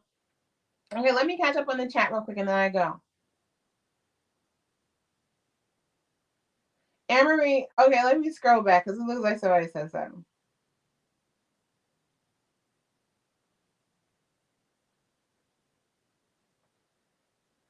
Pat is asking, If you have any questions, put them in the chat real quick. I'm going to stay in for like another 5 to 10 minutes, and then I got to go put my cycling shorts on, y'all. These thighs, they need to slim down a little bit.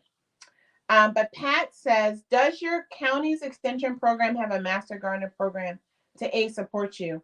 Yeah, they have master gardeners. That's something I personally never been interested in. I mean, I know a lot about gardening just from I've been reading about gardening for like 2 decades. I first got interested in like growing my own food when I was in graduate school, actually, because I was learning about all the chemicals. That was the first time that I learned that like the food industry it's a chemical industry. And that just didn't make sense to me. Like, I don't want to eat chemicals. I have to wear goggles and gloves to work with this stuff in the lab. Why in the world is this in my potato chips? you know? Um, and so no, I think, the time required to go through like a formal master gardeners program and all that, I'm not really interested in that. It's great, and I think they are a great resource for people who need that. They do great work in the community gardens.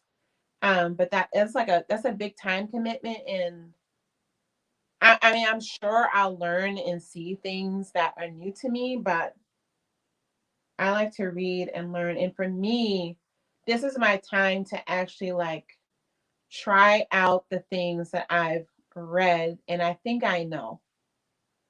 It's time for me to like try it. And there's some things where it was like, oh, yeah, that really is a big deal, or that didn't make a difference. So yeah, I feel like it's just the experience at this point is what I'm all about. And then again, taking what I'm learning and sharing it with these kids.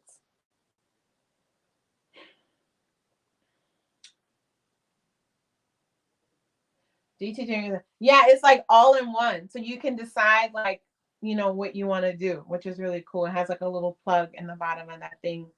So if you just want to do it in water, or if you want to do soil and use the water reservoir to wick the water up into the soil. I like it. Okay, Dal. Yeah, I'll share some of the indoor stuff. Just again, if anybody is new to it and wants to see some of the possibilities. Collectively, I have a lot of things, but individually, like to get started, like this gets you started. You know what I mean? Like you don't need 6 of these. Like you could just get one. You can grow 6 different things and test it out. And again, like I said, even if it's just the a little bit of lettuce and a little bit of herbs, it's better than nothing.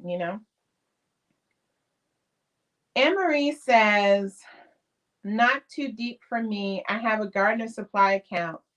I'm especially interested in indoor. I've grown a lot of stuff with a lot of kids. It was rewarding. It really is. Yeah, you're like me, Anne Marie. It's like fabric and gardening just take all my money. Just take it. Just take it. It's ridiculous. Burpees has an educator program. They will send you free seeds. Oh, it's interesting to know. I have very specific seeds based on the like communities that these programs are serving. I'm specifically having them grow foods that are like their cultural foods in addition to like basic stuff. And so yeah, I've sourced some really cool stuff for them to try. Jay Manning says this is such a great program. I would have loved it. I would have loved this as a kid too. Oh my goodness. When I was when my kids, when we lived in Texas, I was the hands-on science volunteer, parent volunteer for both of my kids' grades. And that was the first time that I gardened with kids. And because that was like one of the sections that they had to do. And so they had the little raised beds outside the school, and we had to go through and they did plant the radishes and the carrots and some other stuff. And then it was like we moved on to the next thing and it was like over. And I remember I was like, but are we gonna go and like water? And they're like, no, like they just moved on.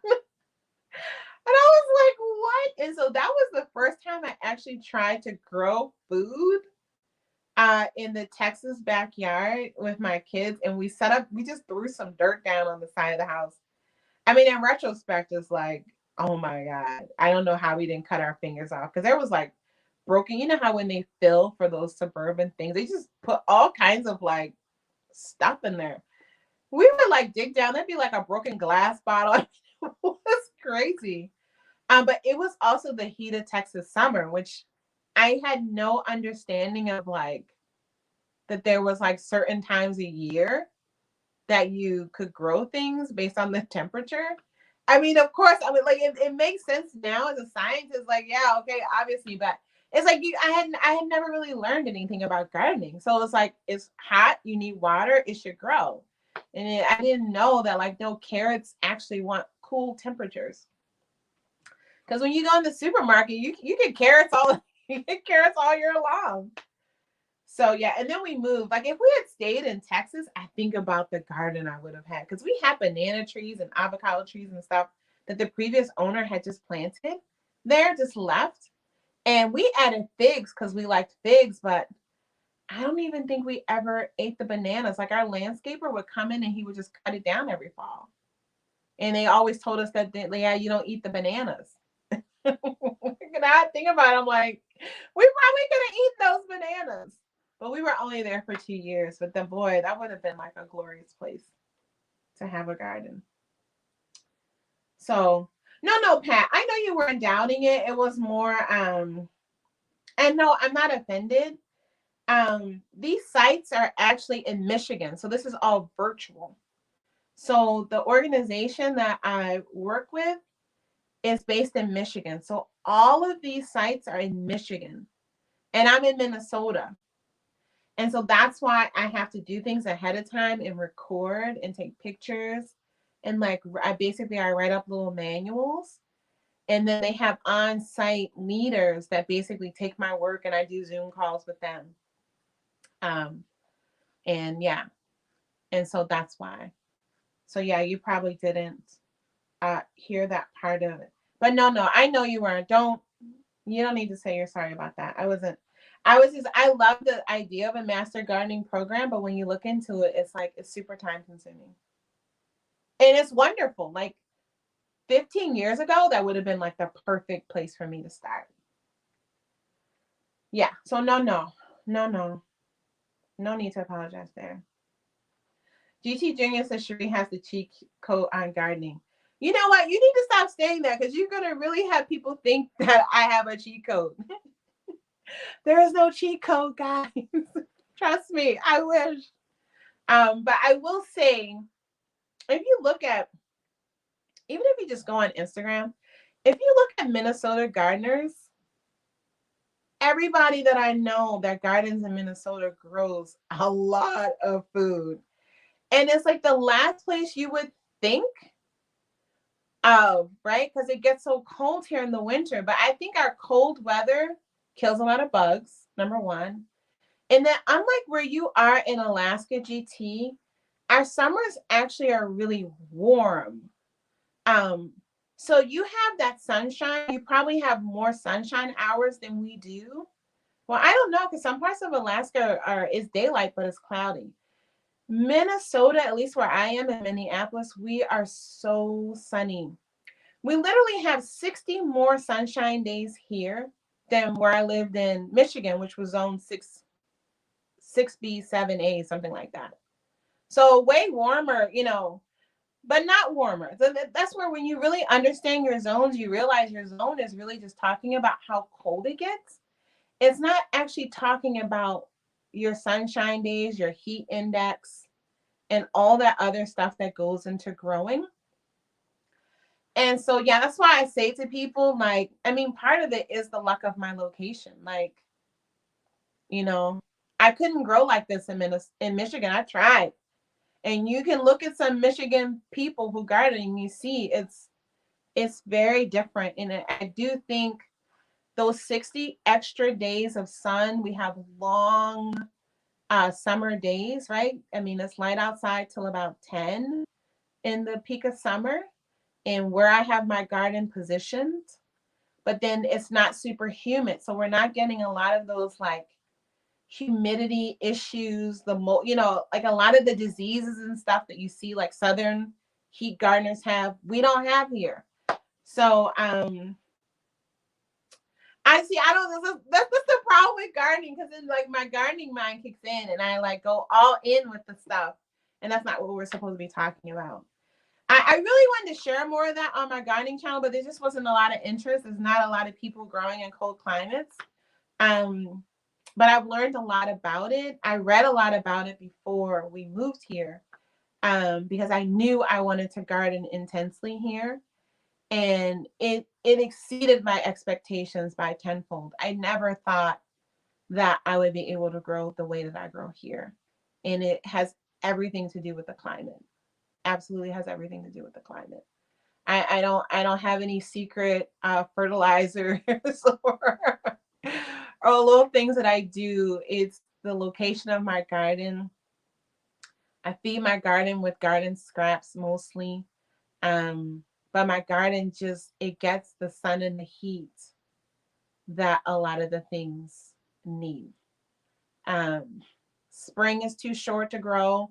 So my spring things don't look, as great as a lot of people, because our spring is so short. So trying to grow broccolis and cauliflowers and all the stuff in spring, 3 years in a row, just a big failure, because it's like it's cold and then it's hot and it's dry. It's like a lot of conditions that basically make them go to seed. And I've tried everything, and it's like the leafy stuff I can grow, the heading stuff, you got to really do that in fall here. But then you have to be willing to go out and harvest when it's cold. And I'm not willing to do that. So there are a lot of Minnesota gardeners that have gardens filled with cabbages and cauliflowers and all that stuff, and they'll go out, they have it covered. I'm not going outside in the snow digging for food. I'm not gonna do it. That's not my ministry, y'all. I'm not gonna do it. But yeah, Minnesota is really just a surprisingly fertile soil and surprisingly wonderful conditions. And then the addition of the greenhouse to extend and to start things. I mean, I can't believe how amazing it is to grow food here. I really can't. But I'm appreciative of it. So anyway, GT, I know you're teasing me. But yeah, that garden is yeah, and see the clouds versus sunshine is just I think you said, did I start my garlic yet? I have a hole in one of my You're so silly. Yes, I finally put some garlic out. To be honest, I still have a little bit more to put out because I got all excited and I ordered another round of it. But yeah, we have to do the hard neck here, probably like you do.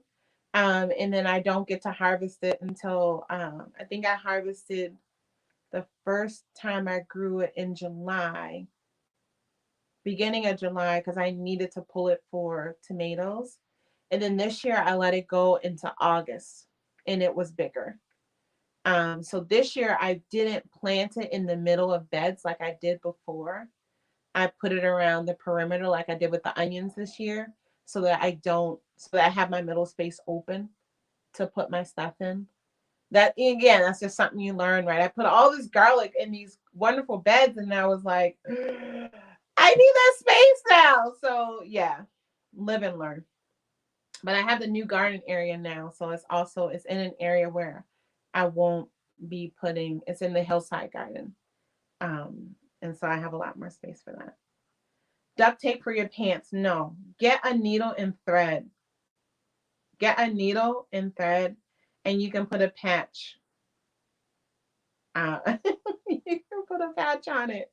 But you need to get a needle and a thread and sew the hole, GT. All right, guys, we're just on here rambling at this point.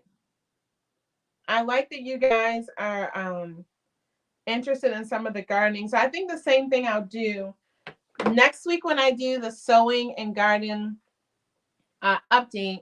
I'll put the gardening at the end so that, you know, anyone who wants to bounce out before we get into that part can. And I'm not like keeping them hostage to get to the sewing stuff. But guys, I gotta go. I gotta go get into my cycling shorts and clamp into my Peloton and get the cycle on, y'all. All right. I hope you guys enjoyed this update. Let me know real quick. I have a live schedule for tomorrow. But let me know. Do you guys want to come back tomorrow, or should we skip tomorrow and just come back on Friday? Let me know real quick. Because I really don't want to be taking up your time like this. Should we skip tomorrow and come on Friday?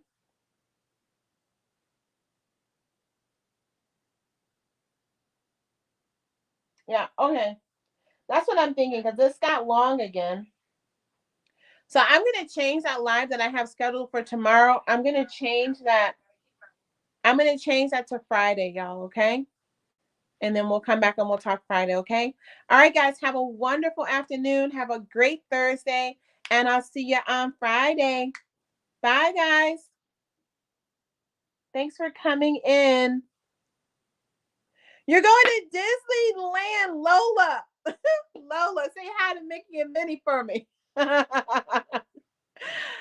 fun. I'll see you guys on Friday. Yes, I want to hear what you guys got sewn this week on Friday, okay? All right, bye.